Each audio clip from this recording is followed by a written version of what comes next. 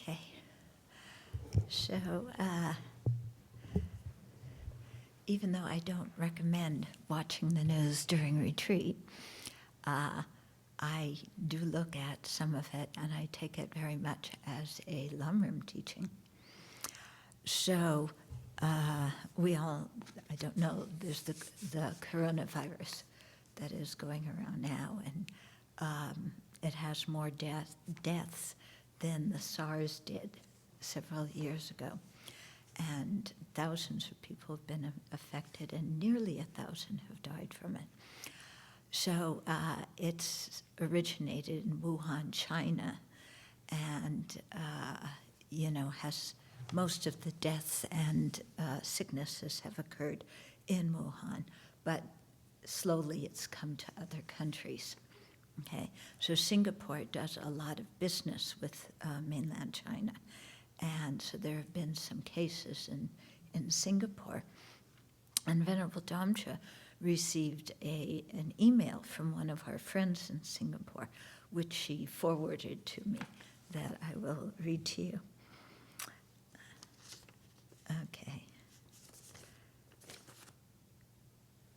Okay, so our friend said, here, due to the orange alert, which means that it is spreading amongst the community, people are fearful that it can anytime go into red alert.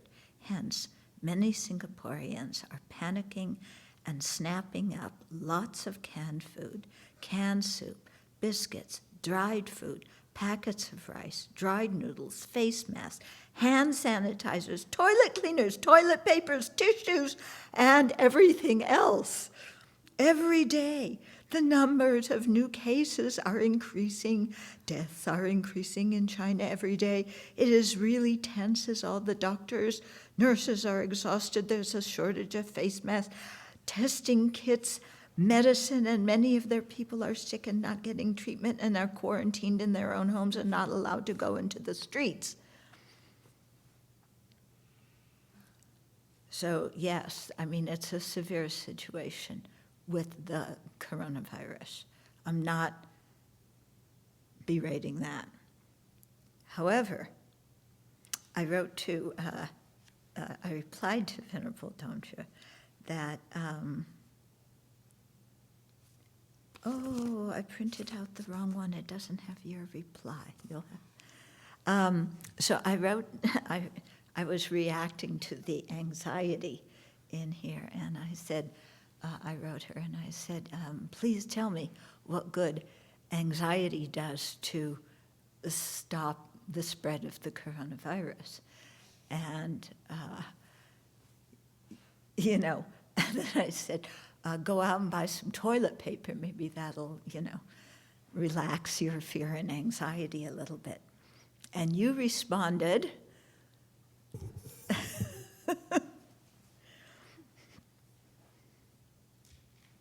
anxiety is a national sport in Singapore, along with shopping. So if you go out and buy dried goods and toilet paper, you get to do both.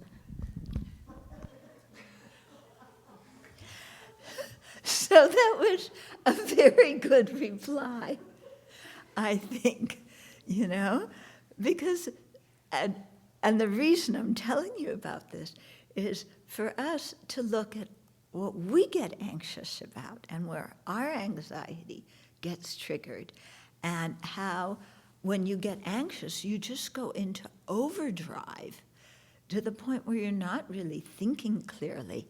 And this panic has resulted in people buying masks and all sorts of medical equipment and medicines in places where the virus has not widely spread, thus creating a shortage in China where it is needed. So the anxiety not only doesn't help you not to get the virus, but it harms the people who have it or who are in, who can easily get it, okay? But besides the coronavirus, just looking at our own minds in general and how we get anxious and what what are the effects of our anxiety? Because so often when we're anxious, we're not aware that we're anxious. We are so wrapped up in the thing that we're anxious about that we've solidified it into something very huge and very solid and very fearful. Yeah? And in fact, the situation may not exist like that at all. So first of all, with anxiety, there's a lot of storytelling, a lot of make-up, fabrication, yeah. Or I like the term proliferation, yeah. You have a simple situation, and we proliferate all kinds of ifs, ands, and buts, would've, could've, should've things on it, and get ourselves all wrapped up. So first of all, it isn't realistic. Second of all, when we get anxious, we don't think clearly. And the anxiety doesn't help us, and it could actually harm others. And we don't even realize that we're anxious. You know, we're so wrapped up in it. So the mind is really out to lunch when we're anxious, but completely drawn into the idea that I'm seeing reality. Yeah, because when we're anxiety makes the situation very solid. You know, this is really real. And we think our anxiety is an appropriate, skillful response to deal with the situation without realizing it's anxiety, without realizing that we're making ourselves more confused. Yeah? So, regardless, I'm just using the virus as an example, but to think of anything in our life that we get really upset about. Yeah. When I was in Singapore also giving a talk, I was talking about, I think it was impermanence. Yeah? And one young woman who was there, after the talk, came up to me in tears saying, I'm so afraid of my parents dying, you know? And she was just inconsolable. Jolene took her and talked to her and calmed her down, because I had a whole line of people waiting to say hello. But that's a good example. Her parents are alive right now, but she's unable to really enjoy being with her parents because the mind that is so fearful about them dying completely overwhelms her, you know, and makes her miserable now and sets it up for later misery. Yeah. So just to watch how anxiety takes us away from what this situation actually is. Yeah? And makes it a drama. Of course, starring me. Of course. And we can get anxious about anything. Yeah? We see it happen here. Oh, I'm not getting enough protein because I didn't have protein today. You know, there wasn't enough protein. I'm going to get sick. You know, because of the anniversary of the liberation of Auschwitz, 75th anniversary, I was reading stories of survivors of Auschwitz, many of whom are like 85, 90, 95. When they were in Auschwitz as young people, they had thin broth to eat. Forget protein. Often they didn't even have bread with their broth. And yet they lived to be 80, 85, 90, 95. We don't get protein for one day, and all of a sudden we're sure that our health is just going to fall apart. Yeah. So, and I'm choosing that because it's a small thing that we can get very anxious about, let alone bigger things that we definitely get very anxious about. Okay?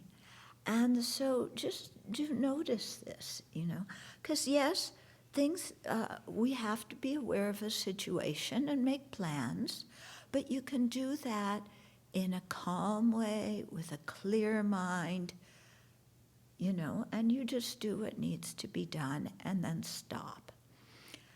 Yeah? But anxiety, you never stop, because if you're collecting, canned foods, canned soups, dried packets, dried parcels, this and that and the other thing, when are you ever going to have enough?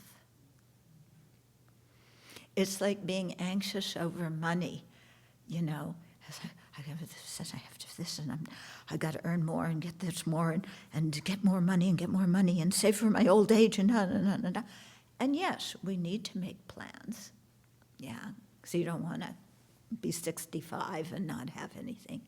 But, relax around it. Because if you get anxious, when are you ever going to have enough money to feel secure? Yeah? How much do you need to feel secure? Can you put a number on it? Yeah? As soon as you set a number, then you think, oh, well, what happens if I live longer? Or what happens if I get this disease? Or what happens if the economy goes down and then my stocks all, I lose all this? And, you never have enough saved up. And so you worry about it the whole time. Okay? So, just a little reminder, because I know in retreat, many kind of things come up in people's minds. It's a good chance where you can get very anxious about a lot of stupid agios. Yeah. Because you don't have anybody to talk to distract you from going around and around and around about, Or just getting bored, so anxiety is a good antidote to boredom. Right, yes. Gee, my meditation's so boring, let's get anxious and create some excitement. And then I can really imagine that white light coming and calming me down. But first I have to get anxious enough, and that helps me connect to the Buddha. So, okay, so just to look and see in what areas it comes up.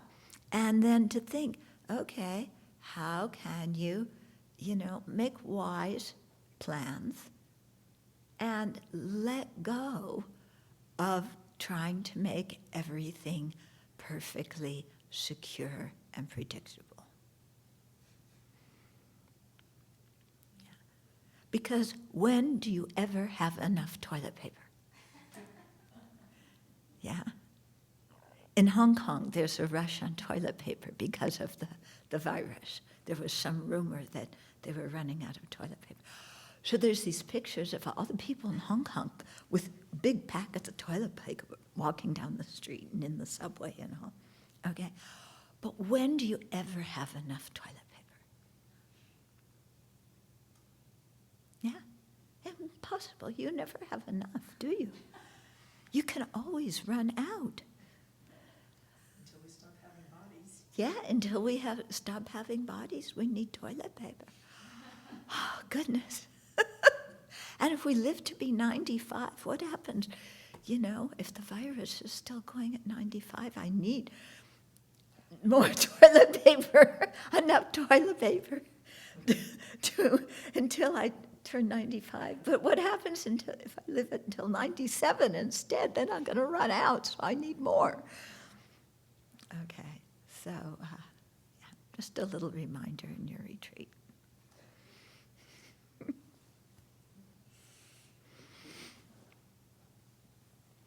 I have a you can turn it off. But I have another thing from the news.